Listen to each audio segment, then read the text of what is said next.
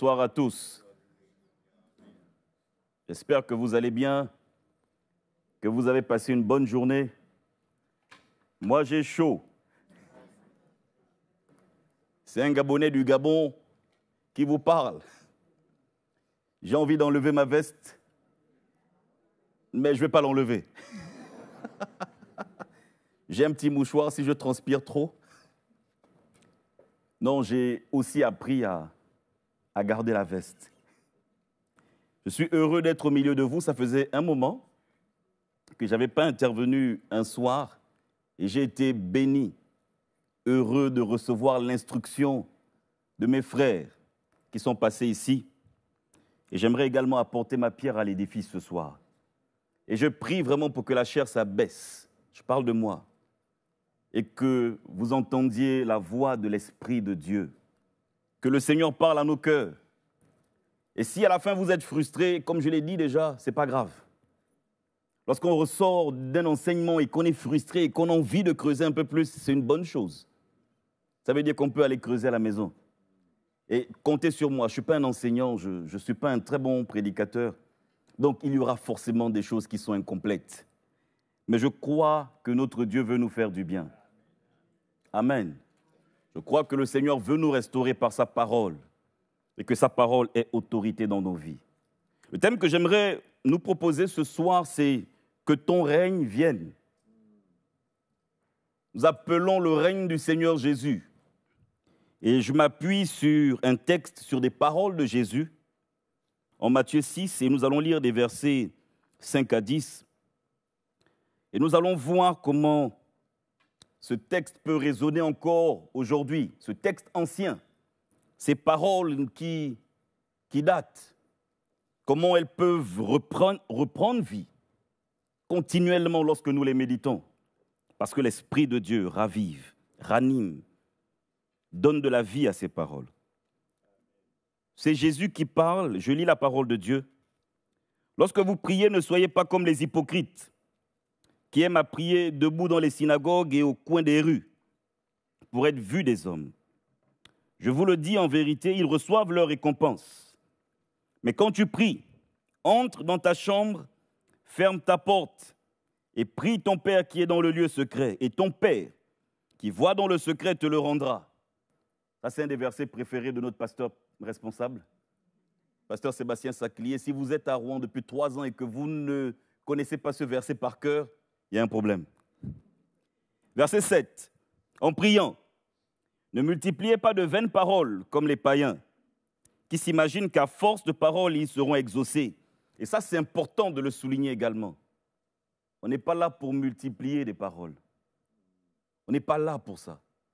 Mais on est là pour avoir des paroles, des vies d'abord, des cœurs, un état d'esprit qui nous permet de toucher le cœur de Dieu. Je pense que vous n'avez pas entendu. C'est peut-être la chaleur ou peut-être que mon micro n'est pas assez fort. N'hésitez pas à dire Amen. N'hésitez pas. Parce que ce sont des vérités bibliques. Ce sont des principes qui s'appliquent à nous. Ne leur ressemblez pas. C'est le Seigneur qui parle. Car votre Père sait que vous avez besoin, car votre Père sait de quoi vous avez besoin avant que vous le lui demandiez. Et voici les versets qui nous intéressent. Voici donc comment vous devez prier. Notre Père qui est aux cieux, que ton nom soit sanctifié, que ton règne vienne, que ta volonté soit faite sur la terre comme au ciel. Amen. Le but pour nous n'est pas de connaître cette prière par cœur, le but pour nous est de comprendre la structure de la prière que le Seigneur enseigne. Et ce thème, que ton règne vienne, qui est un thème central, qui résonne à travers les siècles, nous pousse également, suscite notre intérêt ce soir. Ces 4 mots, bien que succincts, renferment une profondeur théologique, biblique, impressionnante. Et nous allons voir comment, au travers de la Bible et au travers des paroles de Jésus, ce texte résonne encore aujourd'hui. J'aimerais qu'on regarde ensemble quelques significations, quelques définitions de quelques mots du texte original. Le verbe qui est traduit, le mot qui est traduit par le verbe venir exprime une demande urgente. El teto, pardon. C'est une demande urgente. Ce n'est pas simplement que le règne du Seigneur puisse venir, mais c'est pour dire, Seigneur, nous t'appelons activement. Nous te recherchons avec foi, avec espérance. C'est un verbe qui renferme cela, qui renferme l'urgence du moment. Nous voulons que tu règnes, que ton règne vienne. Pas que ton règne puisse venir et que ce soit aléatoire. Mais non, mais nous souhaitons qu'il vienne. Et le terme central, le terme central qui est traduit par règne ou par royaume, il est beaucoup traduit par royaume dans la Bible, dans le Nouveau Testament et même dans la Septante. Petite parenthèse, la Septante, c'est la traduction grecque de toute la Bible, donc de l'Ancien et du Nouveau Testament. C'est la traduction qui revient le plus de ce mot, c'est le mot royaume. Et il est riche de signification. En fait, il ne se limite pas qu'à un règne localisé, géographique, ou un commandement limité, mais il prend de la hauteur. Et c'est un concept qui appelle à la souveraineté. Une souveraineté et une autorité qui nous dépassent, qui dépassent les limites géographiques. Donc lorsqu'on dit que ton règne vienne, on presse le Seigneur avec urgence. Pour dire, on veut que tu viennes maintenant, mais que tu règnes sur tout. Pas que tu règnes de façon localisée sur ma maison seulement, mais que tu règnes. On reconnaît également que le règne du Seigneur n'a pas de limite et n'a pas de fin. On reconnaît que son autorité, sa souveraineté n'a pas de limite et n'a pas de fin. Il est souverain. Et selon quelques spécialistes, quand ils essayent d'interpréter, ils parlent du règne, du roi, de celui qui règne, de la majesté, de la royauté du Seigneur. Il parle également de l'exercice actif de sa souveraineté. Lorsqu'on appelle le règne de Dieu, on convoque, on dit au-dedans de nous-mêmes par la foi que tu es souverain et que ta souveraineté est active. Nous avons un Dieu qui n'est pas passif. Je vais le dire encore. Je le disais à Rive Droite dimanche, vous savez, des fois lorsqu'on regarde les chrétiens, et nous avant qu'on ne se convertisse, Loïc est là, on regardait les chrétiens, on se disait, mais il y en avait, on regardait, ils avaient une joie et quelque chose qu'on n'avait pas. Et d'autres, on se disait, mais pourquoi ils sont malheureux, ces gens? Et des fois, les gens nous voient comme des personnes malheureuses, mais parce qu'il y a des difficultés, et des fois, on ne peut pas faire semblant, nous ne sommes pas hypocrites. Mais lorsqu'on réalise que notre Dieu est souverain, qu'il a toute autorité, que son autorité dépasse nos limites, que Dieu peut tout. Vous n'avez pas entendu ce que j'ai dit. Dieu peut tout. Vous savez, je suis un peu déçu par certains qui disent, Seigneur, frappe tel, que tel soit frappé. Ce sont des prières que je ne fais pas. Que des gens soient touchés, que telle personne soit arrêtée dans sa course parce qu'il persécute l'Église. Ce sont des prières que je ne fais pas. Dieu peut tout. Si quelqu'un embête Dieu et que Dieu considère que la personne l'embête suffisamment, il débranche le réservoir du souffle de vie. Si quelqu'un dérange Dieu, voilà pourquoi ceux qui combattent l'Église prennent un grand risque. Parce que si on combat l'Église, le chef de l'Église, c'est Jésus, qui a tout pouvoir et toute autorité. Si tu veux combattre l'Église, fais-le. Mais sache que celui qui a tout pouvoir et toute autorité peut également couper le robinet du souffle de vie. Qu'est-ce que tu ferais? Notre Dieu règne. Il règne. Et son règne est actif. Sa souveraineté est active.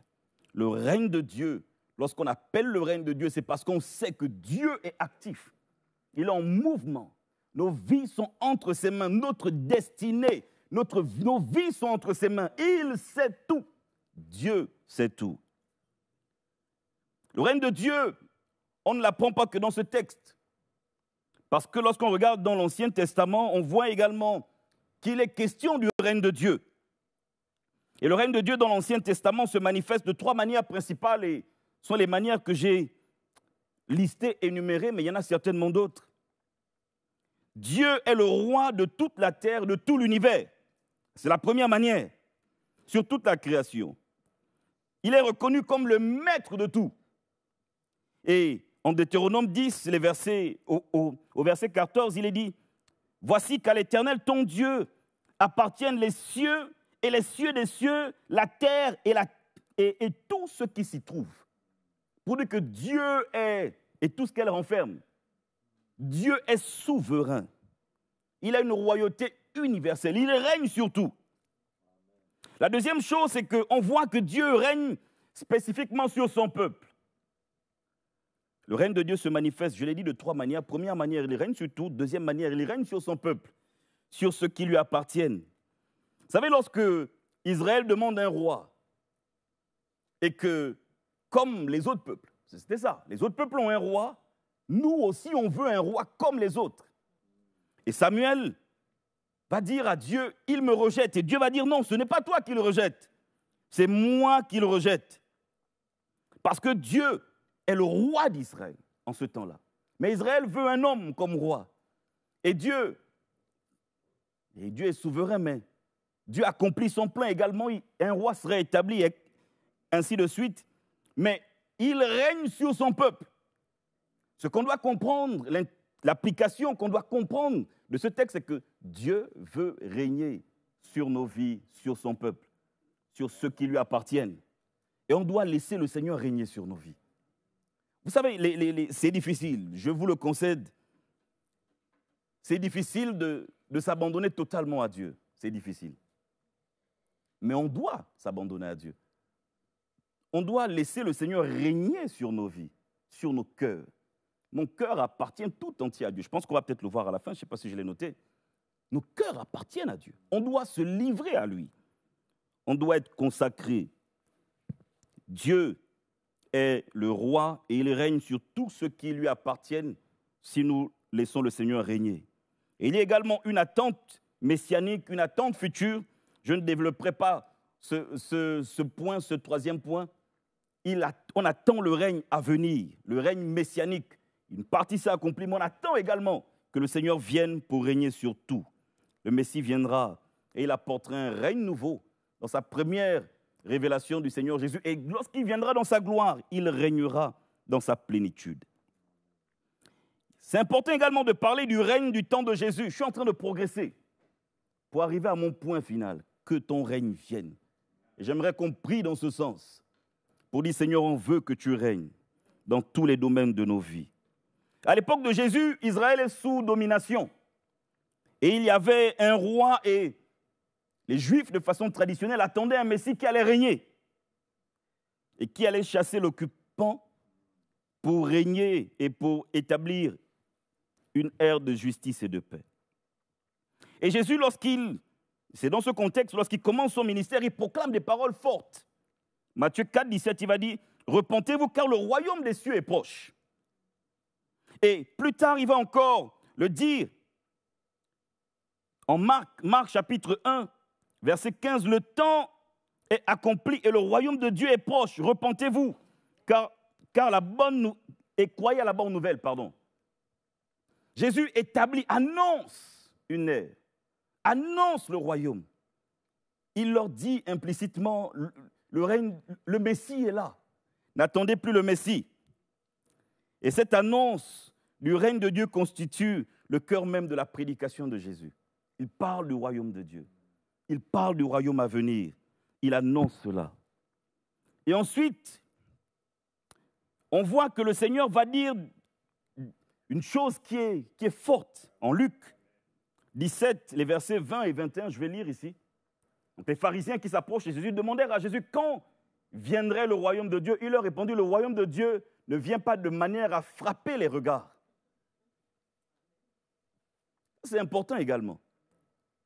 Quand Dieu manifeste son règne, c'est des choses profondes qui se passent. Ce sont des transformations profondes, pas pour flatter l'ego de quelqu'un. On ne dira point il est ici ou il est là, car voici le royaume de Dieu est au milieu de vous. Jésus dit quelque chose de terrible et de fort. Le royaume de Dieu est au milieu de vous. Et lorsqu'on lit d'autres paroles, les paroles d'Apocalypse, et retenez bien le texte de Luc 17 et Apocalypse 11, le verset 15, Le 7e ange sonna de la trompette et il eut dans le ciel de fortes voix qui disaient: le royaume du monde est remis à notre Seigneur et à son Christ, et il régnera au siècle des siècles. Ces deux versets créent un concept théologique, je vais le dire rapidement, ensuite je vais aller de l'avant, qui parle, c'est un concept qui crée une tension entre le déjà et le pas encore du royaume de Dieu. Si vous entendez des théologiens, ils aiment dire ça. Le royaume de Dieu, il y a la notion du déjà et du pas encore. Très souvent, les gens qui font des études de théologie, qui font de la théologie, vont vous dire ça. Pourquoi? Parce qu'ils considèrent que, parce que Jésus dit le royaume de Dieu est au milieu de vous. Mais il est également dans les temps de la fin où on attend le royaume de Dieu dans toute sa plénitude. Et ça crée une tension. Mais en fait, la révélation, c'est que dès le moment où Jésus est descendu, dès le moment où Jésus est venu dans ce monde, il a commencé à manifester le royaume de Dieu. Il a inauguré le règne qui va s'accomplir dans sa plénitude plus tard. Mais Jésus règne. Je le redis, Jésus règne au milieu de nous. Il est le roi. Ne regardons pas cette tension, cette affirmation du verset du chapitre de Luc 17. Cette affirmation indique que le royaume de Dieu commence à se manifester dans la personne même de Jésus. Depuis sa première venue, depuis qu'il a payé le prix, le royaume de Dieu se manifeste. Et ensuite, le royaume de Dieu s'est manifesté effectivement dans tout ce que j'ai dit, par la croix, par la résurrection, par l'ascension, par la Pentecôte. Tout cela montre que progressivement, on rentre dans un règne, dans le règne et la manifestation du royaume. L'Église primitive annonçait que Jésus est maintenant établi comme Seigneur et Christ, pour dire que c'est lui qui règne, qu'on est dans l'ère où le Seigneur dirige, il commande, il règne, et que son règne s'étend. Ça c'est la conception de l'Église primitive. Son règne s'étend à mesure que des personnes acceptent le Seigneur Jésus et acceptent d'être couverts par son autorité. J'ai essayé de vous parler de son règne, du règne de Dieu, de ce que voulait dire que ton règne vienne depuis l'Ancien Testament, au temps de Jésus, dans l'histoire de l'Église. J'ai fait la version courte dans l'histoire de l'Église. On voit de façon continue que le peuple attend et que le Seigneur se révèle progressivement comme le roi, comme celui qui a toute autorité. Et que l'Église a reconnu qu'il était le Seigneur. Les premiers disciples, la première Église et les chrétiens qui ont suivi ont reconnu le règne de Christ.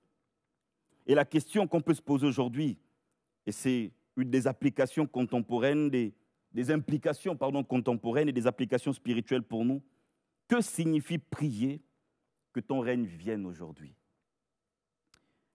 Et je vais vous dire ce que j'ai noté. Premièrement, je pense que en priant que ton règne vienne, nous reconnaissons la souveraineté de Dieu au milieu de nous. Je reconnais que Dieu est souverain. Je reconnais que Dieu est souverain. Vous savez, des fois on se pose des questions et on veut savoir qui est qui fait quoi, pourquoi ci, pourquoi ça. Et quand je dis que ton règne vienne, avec empressement, que je prie en disant, Seigneur, que ton royaume s'établisse, que ta volonté soit faite, je reconnais que Dieu est souverain et que je dois me soumettre à son autorité. C'est la partie de se soumettre qui est difficile. C'est la partie qui est compliquée. Je me soumets à l'autorité de Dieu. Je me soumets à la volonté de Dieu. Que ton règne vienne est un appel à cela, à se soumettre à l'autorité de Dieu. Seigneur, je n'aime pas si, mais Dieu est souverain. Seigneur, ce n'est pas ce que je veux. Oui, mais Dieu est souverain. En fait, si on commence à prier que ton règne vienne, ça va être compliqué pour nous parce qu'on devra se soumettre. Parce que la volonté de Dieu n'est pas la volonté d'un homme. Et souvent, la volonté de Dieu est à l'opposé de ce qu'on veut. Souvent, la volonté de Dieu est à l'opposé de ce qu'on veut. Souvent, je ne dis pas toujours, mais très souvent. Si la volonté de Dieu s'aligne avec notre volonté, c'est qu'il y a un problème dans notre foi. Je dis toujours, pas souvent. Si tout ce que je veux, ça veut dire que c'est ce que Dieu veut, ça veut dire qu'il y a un problème dans notre foi. Moi, je n'aime pas quand il y a ceci, je n'aime pas quand il y a cela. Moi, j'aime quand on me parle comme ci, j'aime quand on me parle comme ça. Moi, je veux que ça soit comme ci, je veux que ça soit comme ça. Moi, voici comment je vois ma vie, donc Seigneur, fais tout pour que ma vie soit dans ce que je veux. On ne se soumet pas. Et Dieu, le Dieu que je pense connaître, je n'ai que 24 ans dans la foi, il y a des gens ici qui peuvent m'enseigner. Le Dieu que je semble connaître, et plus j'avance, et plus j'ai l'impression que je ne le connais pas. Souvent, sa volonté est difficile. Je me dis toujours, Seigneur, comment comprendre? Étienne, Philippe, reconnus le même jour, les mêmes qualifications, des hommes pleins d'esprit et autres. Ils font des miracles et ils sont utiles pour l'œuvre de Dieu. Un est lapidé, il meurt, et puis l'autre a une famille, 4 filles qui prophétisent. Est-ce que la volonté de Dieu, c'est qu'on soit comme Philippe ou qu'on soit comme Étienne? Je ne sais pas. Mais il fallait qu'Étienne meure certainement. Mais ça, c'est difficile à comprendre dans notre siècle aujourd'hui. Moi, je souhaite qu'on ne lapide personne. Mais des fois, il y a des choses difficiles qui nous arrivent, peut-être que Dieu le permet. Je dis peut-être parce que je ne sais pas. Peut-être qu'il y a des choses qui sont difficiles à comprendre, à cerner dans nos cœurs et on n'a pas envie. Peut-être que Dieu permet.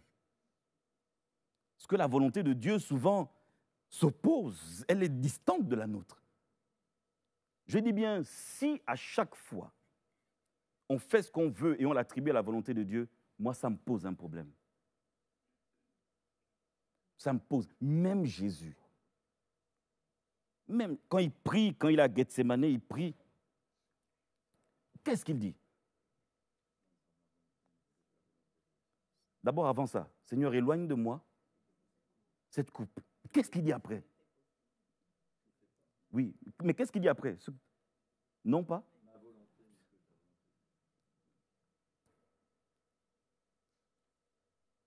Il se soumet. Jésus, dans son incarnation, se soumet à Dieu. Qui suis-je, moi?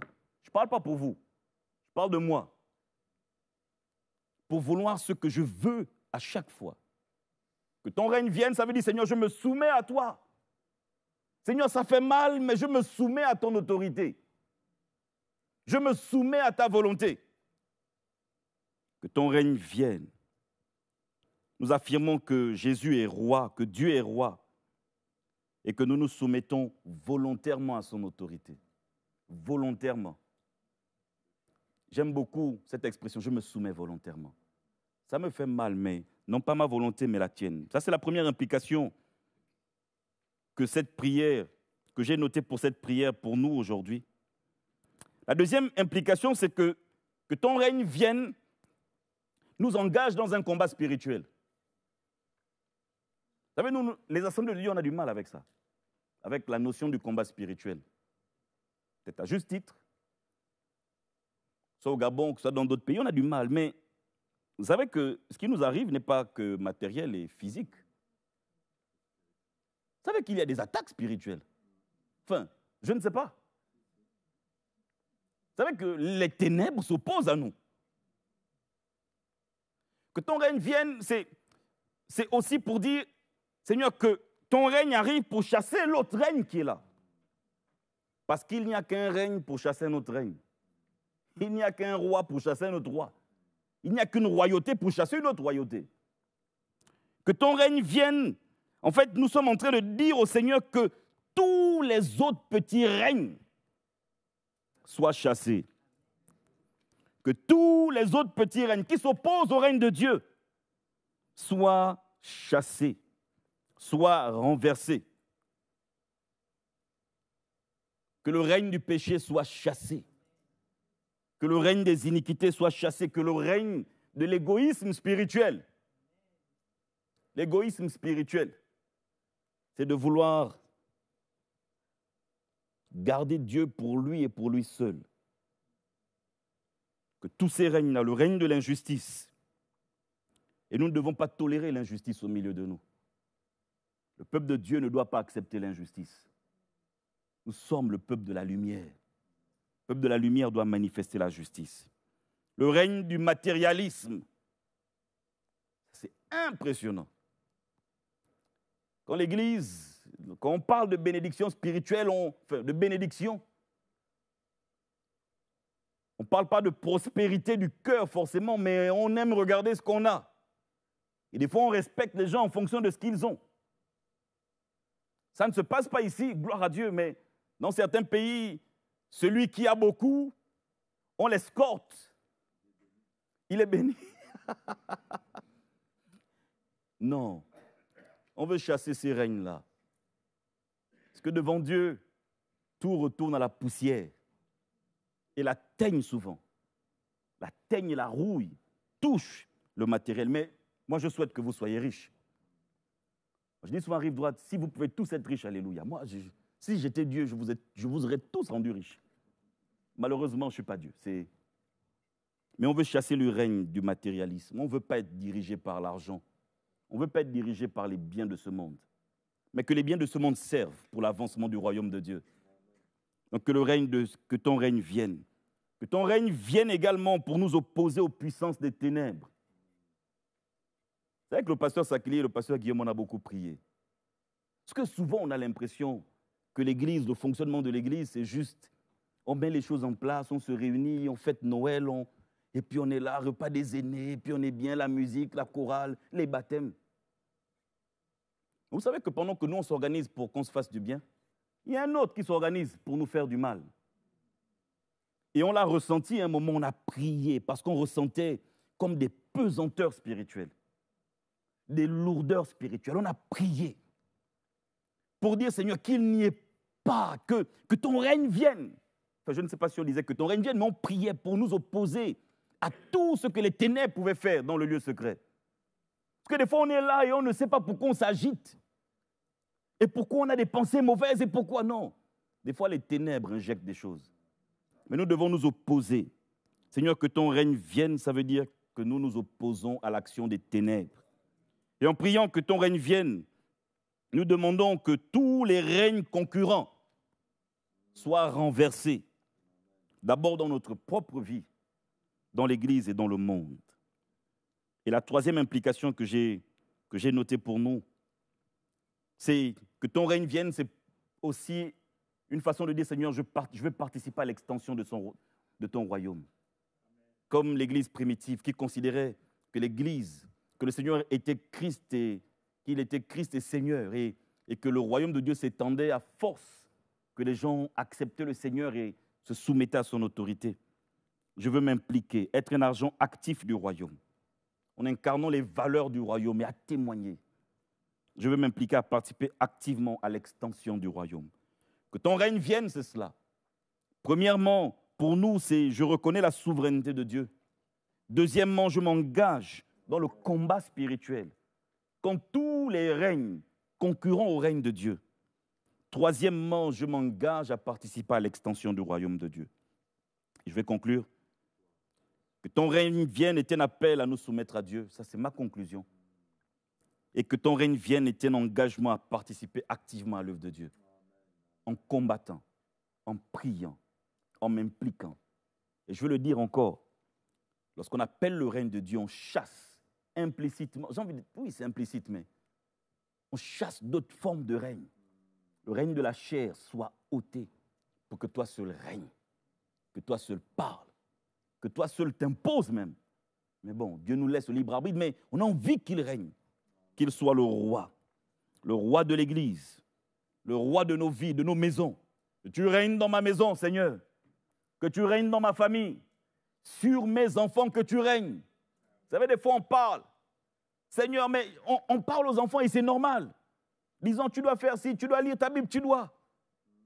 Et puis des fois on a l'impression que les conditions et les situations empirent. Il y a un moment, il faut laisser. Un pasteur, un prédicateur, c'est des prédicateurs, grande église, et ses enfants allaient en boîte de nuit. Et ce qu'il a fait, il a parlé au début. Et puis au bout d'un moment, ce qu'il a fait, c'est qu'il attendait les enfants lorsqu'ils revenaient de boîte de nuit. Moi, je ne sais pas si j'aurais fait ça. Oh, moi, j'avoue. Je suis un Gabonais, africain. Tu vas en boîte de nuit dans ma maison. Tu ne respectes pas mes codes. Je ne sais pas comment j'aurais réagi. Je ne sais pas. Mais lui, certainement poussé par le Seigneur, il attendait les enfants qui revenaient de boîte de nuit. Vous êtes revenus, oui, venons, on va rendre grâce. Wow. Seigneur, merci parce que tu as protégé les enfants. Ils sont allés en boîte, ils se sont amusés, mais tu les as ramenés à la maison. Et puis à un moment, les enfants se sont dit, non, il y a un truc qui ne va pas. Papa, il va nous faire un truc. Il nous prépare un coup. Et puis finalement, les enfants se sont convertis. Vous savez, moi, ma maman, c'est pareil. Ma maman, moi, j'ai grandi dans la même maison que Loïc. Et donc, sa maman, que j'appelle ma maman, en fait, c'est sa maman. Et quand elle s'est convertie, elle devenait... Au début, elle nous grondait, elle parlait, et puis là, elle ne parlait plus. On s'est dit, non, il y a un truc qui est louche dans ça. Allons-y un peu regarder à son église. Et puis, c'est en allant, après, on allait dans un camp, on s'est tous convertis. Tout le monde dans la maison s'est converti le même jour. Et plus personne, on est tous au service, tous. Tous au service. Que ce soit la fille, tous les autres, tous ceux qui sont arrivés à la maison après, les cousins, les machins, tous convertis. Tous. Enfin, je suis en train de regarder dans ma tête, il y en a peut-être un qui s'est égaré. Et tous, il y en a qui sont en région parisienne, il y en a qui sont, tous ceux qui venaient, que ce soit les gens à qui on a annoncé l'évangile. On est allé dans des quartiers, on est allé dans des familles, on a campé dans des familles. Il y en a qui sont, aujourd'hui, il y en a plusieurs qui sont pasteurs, on a campé. Mais on a vu quelqu'un qui priait en disant que ton règne vienne. Je pense qu'elle avait abdiqué en disant, je ne parle plus beaucoup, mais je prie. Et je soumets mes enfants à l'autorité de Christ. C'est bien de parler. Il ne faut pas arrêter de parler, les parents. Mais après avoir parlé, on dit, Seigneur, que ton règne vienne sur leur vie. Pareil à l'église. Lorsqu'il y a des choses qui ne nous correspondent pas, mais qui correspondent certainement à d'autres, on doit d'abord se soumettre à l'autorité. Est-ce que Christ permet? Deuxième chose, si Christ, c'est de prier. Que ton règne vienne. Dieu entend nos prières. Des fois, quand on parle, on fait plus de mal qu'autre chose. Allons-y parler à Dieu. Dans le secret, on parle à Dieu. Et si Dieu nous résiste dans le secret, reculons aussi. Non, Seigneur, bon, peut-être que j'ai prié, mais peut-être que finalement, c'est peut-être moi le problème. Soyons honnêtes sur certaines choses. Mais appelons le règne de Dieu. Ce pays a besoin que le Seigneur règne. Notre région a besoin que le Seigneur règne. Nous avons une belle région. Nous avons une belle région normande, une belle ville à Rouen. Nous avons besoin que le Seigneur règne. Que le règne du Seigneur. Il y a des zones où le nom du Seigneur n'est pas encore répandu. Les gens s'agglutinent sur les villes. On est là, on veut être des concurrents à quel... Non, ce n'est pas ça. Vous savez, là où habitent les Turquais, non, vers là où ils habitent, il y a le nom d'un village qui est long. Bout quelque chose. Bout Rould. Je prie beaucoup pour cette ville, je ne sais pas pourquoi. Je ne sais pas pourquoi. Mais il y a certainement des milliers d'habitants dans ces zones. Seigneur, comment entendront-ils parler là-bas? Et on est là, on s'agglutine à Rouen, on est les uns sur les autres, les gens ouvrent les églises, chaque jour, mais là-bas, à Bout-Rould. Je vais y arriver, merci Sandrine. Que le Seigneur nous aide. C'est un encouragement pour nous à prier dans ce sens, Seigneur, que ton règne vienne. Je n'arrive pas à trouver un emploi, alors que Seigneur, tu vois que ton règne vienne. Seigneur, tu vois la maladie qui perdure, mais je me soumets à toi, que ton règne vienne. Seigneur, tu vois les difficultés pour faire ci, pour faire ça. Je ne sais pas, que ton règne vienne. Seigneur, tu vois comment c'est difficile avec mon employeur. Que ton règne vienne. Touche son cœur et touche le mien également. Remplis mon cœur d'amour. Mon travail est difficile, mais que ton règne vienne. Évangéliser, c'est difficile, mais le Seigneur sait. En plus, ce qui est formidable, c'est que les gens qui ne connaissent pas Christ soupirent après la révélation, la manifestation des fils de Dieu. Romains chapitre 8, je pense. Que le règne du Seigneur s'établisse. d'abord dans nos vies, qu'on se soumette, que ton règne vienne dans ma famille. Famille inconvertie, waouh! Seigneur, que ton règne vienne. Parents difficiles, que ton règne vienne. Enfants difficiles, que ton règne vienne. Problème de délivrance, moi je termine par là, pas que j'aille encore plus loin parce que je commence à prêcher un peu trop longtemps. Je l'ai remarqué moi-même. Il y a des gens qui viennent à l'église et qui sont possédés, qui sont liés. Ah, moi je refuse ça. Je n'ai pas de billes, je n'ai pas de... Je ne sais pas, je n'ai pas de force, je me sens impuissant. Mais je refuse l'état de fait. Je refuse que quelqu'un entre dans l'église possédé et reparte dimanche après dimanche. Mais il est possédé. Tous les dimanches, tous les jeudis, les mercredis, il est possédé. Je refuse. Seigneur, que les gens soient délivrés lorsqu'ils rentrent dans nos lieux de culte. Que lorsqu'un pécheur rentre ici, il soit convaincu de péché. Les baptêmes arrivent, il y aura des inconvertis. Seigneur, qu'ils ressortent de là, convaincus de péché. Et que cette église soit trop petite. C'est une petite église qu'on a. Elle est petite. Que 400 places.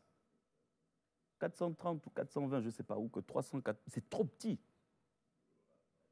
Lorsqu'on compte le nombre de brisés de la vie qu'il y a dehors.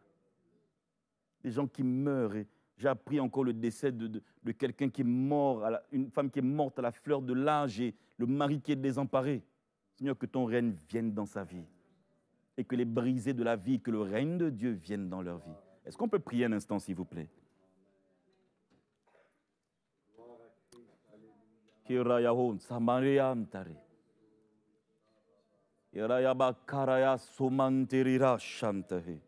Que ton règne vienne dans nos vies.